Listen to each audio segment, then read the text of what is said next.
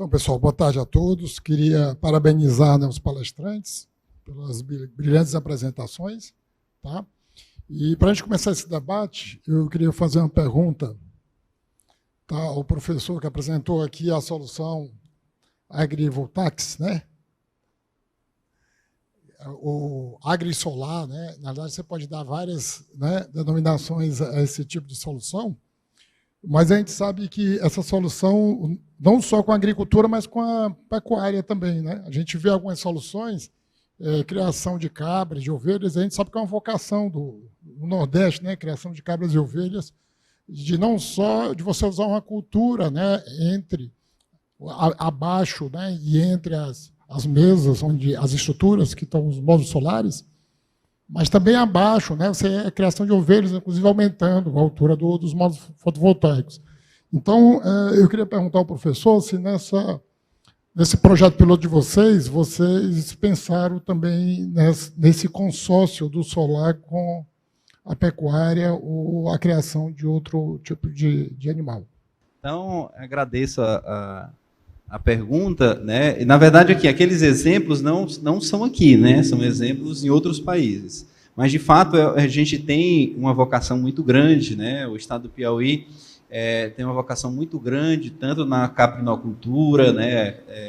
Então, nós temos um potencial muito grande e, por exemplo, na produção de mel, né? Então, eu vislumbro, né, no futuro, né, nós nas casas de mel, né, inclusive na época que eu estive no Emater, nós fizemos projetos para as casas de mel, né, e também agroindústrias para cajuína serem todas com energia solar, né? Mas, infelizmente, as dificuldades, né, nem sempre a gente consegue atingir os nossos objetivos, né, de proposição, mas, de fato, é uma tendência agora no mundo se utilizar cada vez mais integrado, e aí eu não coloquei detalhes, mas integrado às edificações, né, do ponto de vista da arquitetura, você já construir prédios já que sejam adaptados e construídos integrado com a geração fotovoltaica, né? Então nós temos um potencial muito grande, de fato ainda temos um longo caminho, e aí parabenizar a organização do evento, de chamar as universidades também para estarem presentes, né? Porque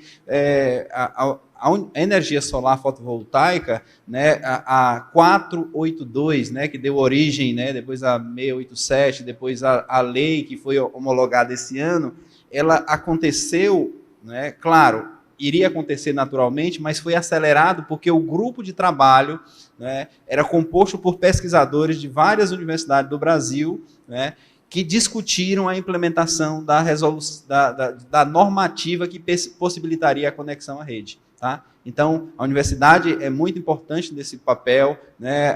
Os alunos que estão aí, né, precisam estar sintonizados, e a agrovoltaica, essa nova modalidade, ela tem uma expectativa, assim como as usinas flutuantes, de avançar no mercado, porque você evita de construir usinas e aquela área ficar improdutiva, né? Imagine você ter vários e vários hectares, né, ocupados com usinas fotovoltaicas, e você não pode produzir nada, né? Então, a partir do momento que você integra isso com a produção, claro, tem que ser feito de forma organizada, não é só colocar uma usina e colocar a estrutura e plantar lá, não, porque tem toda uma preparação para aquilo acontecer. Então, tem estruturas, né, tem um material, depois, não sei se vai ser disponibilizado para vocês, mas tem um link de um artigo internacional que faz uma revisão bibliográfica sobre essa temática e mostra em várias partes do mundo, inclusive estruturas de alturas e níveis diferentes para dependendo de cada tipo de cultura, né? Então, enfim, é um campo que temos muito aberto e o Piauí tem um potencial muito grande. Então, parabéns pela Universidade Federal do Piauí por esse protagonismo, né? E está inserida nesse desenvolvimento da energia solar fotovoltaica. Então, nós vamos para a segunda pergunta, lá para o professor também, né, sobre as usinas flutuantes. Eu queria saber se esse projeto de vocês, né, na usina Boa Esperança, já está finalizado, o projeto executivo ou não, para saber exatamente, tenho curiosidade do ponto de vista da ancoragem, né, e do aterramento das usinas. A gente sabe que são assim, problemas bem críticos em usinas flutuantes. Essa questão vocês já resolveram? Você poderia esclarecer um pouquinho como vai ser a ancoragem e como vai ser o aterramento dessa usina? Obrigado pela pergunta. Esses detalhes eles vão virem presente no termo de referência, ainda deve entrar também na licitação, mas uma coisa que a gente pode adiantar, e você tem razão quando fala da questão da ancoragem, que é um aspecto que requer bastante cuidado, né? A gente tem mais ou menos uma ideia de que a tecnologia hoje, mais em estado da arte, são os hidrélios, e aí a ideia é que a gente especifique essa tecnologia ou uma tecnologia similar para garantir esse suporte, essa flutuação. Até porque, talvez uma componente que deixe esse quesito ainda mais evidente é que alguns módulos vão ter o segmento. Então, no momento que você está fazendo a movimentação do módulo, você está mudando o centro de massa desse módulo. Então, mais importante ainda de você ter essa estrutura de flutuação. Em relação ao aterramento, o aterramento deve vir, sim, previsto no projeto base, no projeto executivo, e a gente tem as equipes, tanto da Chess quanto as equipes que vão executar o projeto, bastante cautela em relação ao aterramento, porque são componentes que têm uma sensibilidade muito grande. Se o aterramento não for bem feito, a gente corre o risco de ter essa interferência em termos de qualidade da energia. Mas, de qualquer maneira, embora não seja a equipe de pesquisadores que vai fazer essa parte do dimensionamento dos flutuadores e o dimensionamento da parte de proteção, a gente vai estar ali o tempo todo de perto, acompanhando, que é para garantir que, de fato, a coisa vai ser executada como estava no papel. Então, essa é a nossa preocupação. Ok, obrigado e parabéns aí, o Piauí mais uma vez sendo pioneiro aí, né? Principalmente do tamanho da usina, vai ser a maior usina flutuante do Brasil. É isso? Uma pergunta agora para o conselheiro aqui da Casa da Indústria, né? Então, você falou um pouquinho de como a Casa da Indústria, né, a Federação das Indústrias do Piauí, está sendo um protagonista e facilitando essa ambiência de negócio para que se desenvolva, né, esse mercado de energia solar. É claro que a gente sabe que a gente depende muito dos órgãos, né, de licenciamento. Eu queria perguntar se existe, né, alguma lei, né, aqui, em termos de regulamentação ambiental ou de regulamentação de obras, que facilite a instalação desses empreendimentos, porque a gente vê, nesse mercado, principalmente de usinas de grande porte, né, onde precisa o licenciamento ambiental, e se perde 2, 3 anos, às vezes, para obter uma licença de instalação do empreendimento. E alguns estados têm alguns licenciamentos mais simplificados, né, e que têm uma ambiência de negócio mais atrativa. O estado do Piauí tem algum desses instrumentos que facilite a instalação desses empreendimentos? Excelente pergunta e bem provocativo, né, porque a gente tem o Piauí se orgulha em dizer que nós temos a legislação ambiental mais moderna, né, dentre todos os estados da federação. Mas aí, por um outro lado, a modernização, eu sempre coloco isso em questionamento. Ela é em que sentido? Do ponto de vista de favorecer o empreendimento ou dificultar em razão da proteção ambiental, né? Então, isso porque quando a gente fala em desenvolvimento sustentável, já nos coloca numa posição de que tem que ser uma coisa com muito equilíbrio, porque eu preciso desenvolver e, ao mesmo tempo, ser sustentável. E, normalmente, o desenvolvimento ele é associado normalmente, né, às práticas que não são tão, levam tanto em consideração as questões ambientais. Mas, aqui, como Federação das Indústrias, nós somos o órgão, eu digo que interlocutor nesse processo, quando o empresário, seja da indústria, do que ramo for, e ele precisa de licenciamentos, nós nos colocamos sempre na condição. Nós não somos órgão regulador, nós não ditamos a legislação, né, isso passa por uma casa legislativa, mas como a força da instituição é sempre muito relevante, então nós nos colocamos como esse papel de interlocução e de negociação para a melhor ambiência para aquela empresa, principalmente a empresa que vem de fora, se coloque aqui da melhor maneira possível. E o fato é tão notório em relação à ambiência e à facilitação para que algumas empresas, algumas indústrias se instalem no nosso estado, que a própria Apsolar é abrigada aqui no nosso prédio com a gente, né? Então, esse esforço e esse trabalho a gente desempenha sempre que buscado, nós fazemos. Ok, obrigado. Pessoal, a gente queria abrir aí uma pergunta para o público, para a plateia, para vocês interagirem um pouquinho. Alguém tem alguma pergunta a fazer, algum dos 3 palestrantes?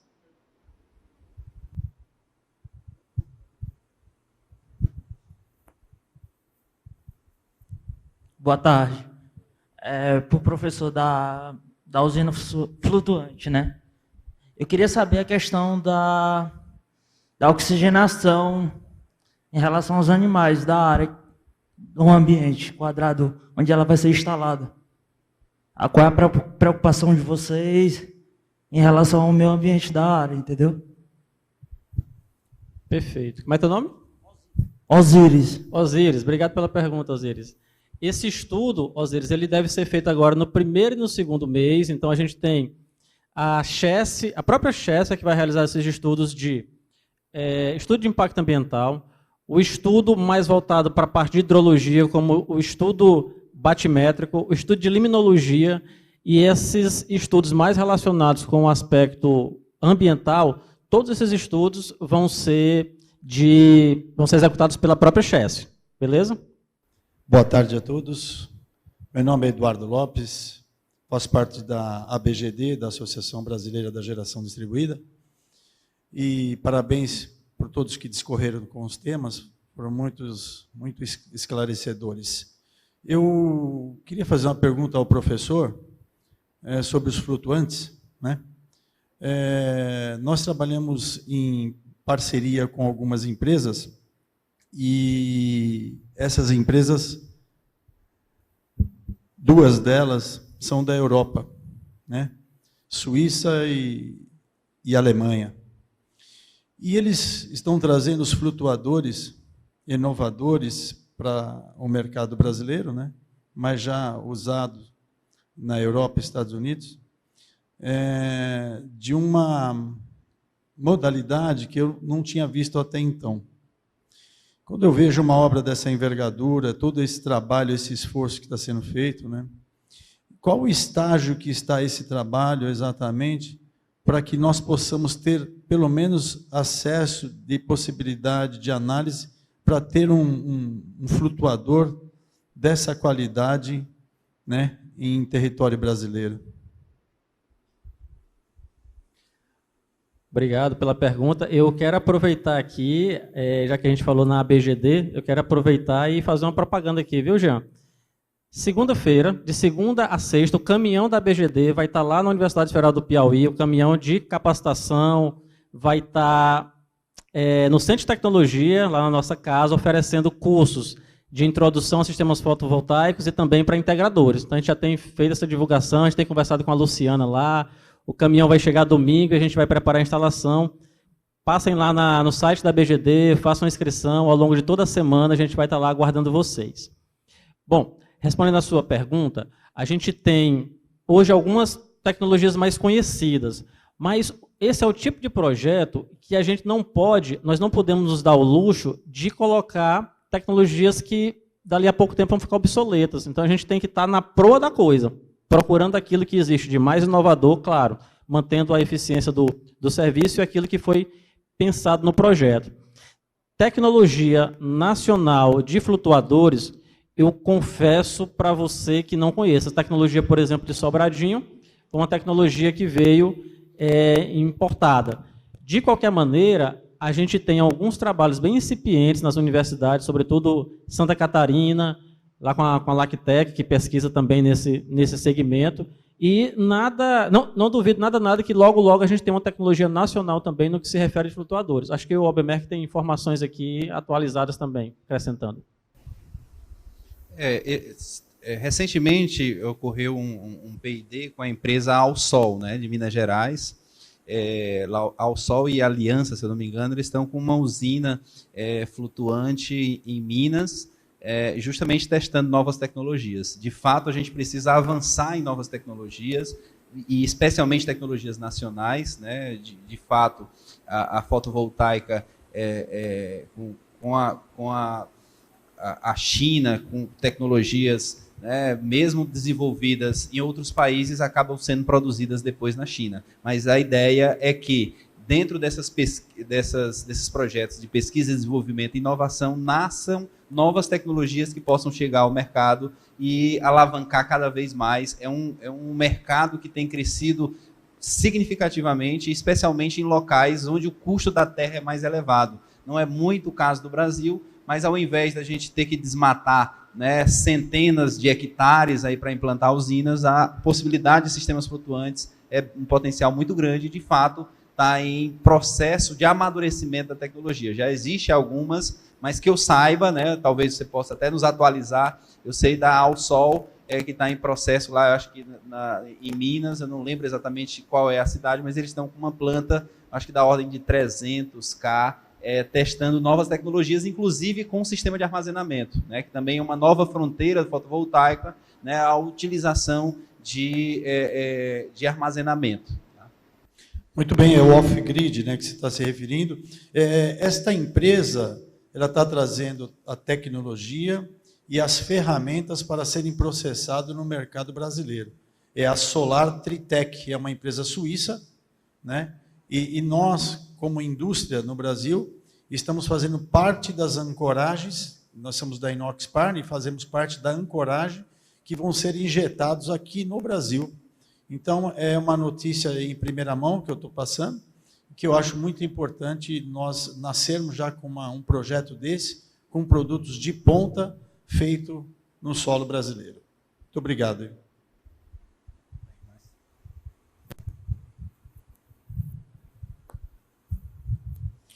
Então, pessoal, aproveitando o gancho do professor que falou da BGD, eu sou diretor da BGD também, eu sou diretor regional, tá? Meu nome é Sidney Piranga, sou engenheiro eletricista e trabalho nesse setor de solar já desde a resolução 482, tá?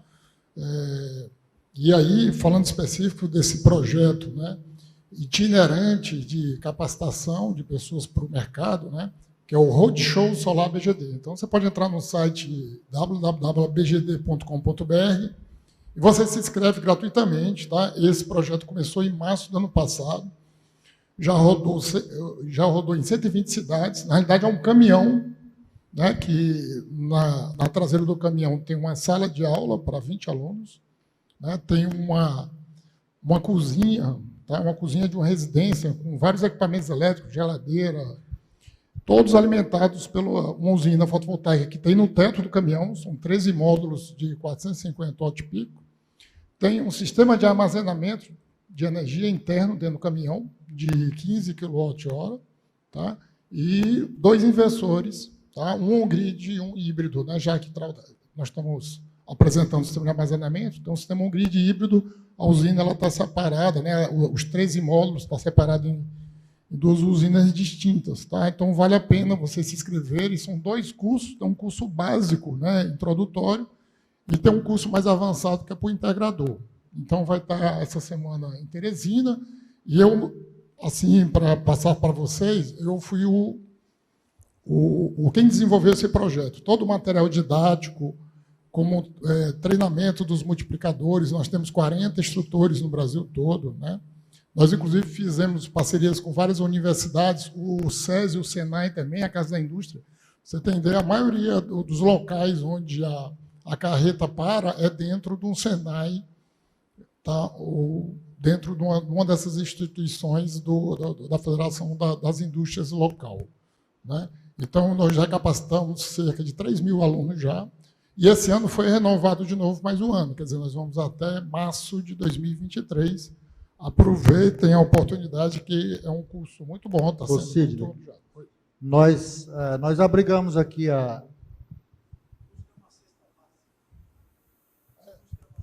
o custo é uma cesta básica.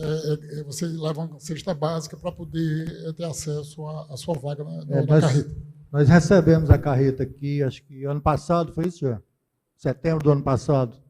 Ficou aqui no nosso estacionamento aqui da Federação. Então, a gente sempre conta com o apoio, né, da Federação das Indústrias. Todas elas, em todos os estados, têm acatado esse projeto, e geralmente o local onde a carreta fica instalada, né, porque a gente precisa de toda a infraestrutura, tem que ter banheiro perto, né, para os alunos, tem que ter energia elétrica, tem que ter água, então a gente conta sempre com o apoio da Federação das Indústrias locais, né, de cada estado, para esse projeto. Eu queria aqui estar encerrando esse debate, tá, e aguardamos aí a próxima palestra. Obrigado por todos aí, obrigado. Ah, tem mais um aqui. Tem mais uma pergunta ainda. Bom, eu queria colaborar com 2 temas. Primeiro, falar sobre a carreta, um equipamento de ponta. Só para falar, ela é uma carreta com equipamentos da Huawei, então a gente está falando de equipamentos de ponta. E tivemos a felicidade de capacitar, no momento que ela esteve aqui ano passado, 80 pessoas. Então, isso é muito gratificante quando traz. E eu espero que seja o mesmo sucesso lá no CT, Marcos. O outro ponto é falando sobre a sua palestra. Os empresários que estão aqui, que estão interessados. Vai até o dia 15/9 o envio de propostas na Chess para quem queira concorrer à usina de 1,5 MB. O processo de envio de propostas já está aberto. Então, já estou deixando aqui esse informativo para os empresários que estão aqui presentes. Tá bom? Obrigado. E aí, só fazer um complemento, né, das informações, agradecer mais uma vez o convite de estar aqui e dizer que nós estamos aí com, acho que uns 5 ou 6 alunos da especialização em energia solar. Tá? Eu acho que é importante também, nós lançamos aqui no Piauí, né, o professor Marcos coordena, eu sou coordenador adjunto, a primeira especialização em energia solar aqui do Norte e Nordeste, e estamos próximos de formar a primeira turma. Então, acho que tem 5, 6 alunos por aí, né? Eu estou vendo aí alguns. E nós tivemos a última disciplina no sábado passado. Então, eu acho que esse movimento é muito válido para a gente ter profissionais cada vez mais bem capacitados e não acontecer problemas que a gente vê, né, umas páginas que mostram instalações mal feitas. Hoje mesmo eu recebi uma pegando fogo, né? E isso é muito descrédito, né? A tecnologia está aí consolidada, é utilizada para fins espaciais e nós temos as melhores tecnologias disponíveis, mas precisamos de profissionais cada vez mais capacitados. E aí parabenizar todos vocês que tiraram o dia para estarem aqui. Aproveitem eventos como esse, façam a diferença na formação de vocês. Agradecer a BGD, dizer que estamos à disposição para parcerias, né? Nós temos projetos com escolas solares, para levar energia solar para quem precisa. Eu acho que a energia solar ela tem esse caráter muito que pode atender desde o pequeno aos grandes empresários e pequenos, e na situação que nós estamos hoje no país, de pessoas necessitadas, com dificuldade, né, até de alimento, né, a energia solar pode colaborar em levar a energia solar para quem precisa e dar melhores condições de vida para essas pessoas. Tá bom? Muito obrigado.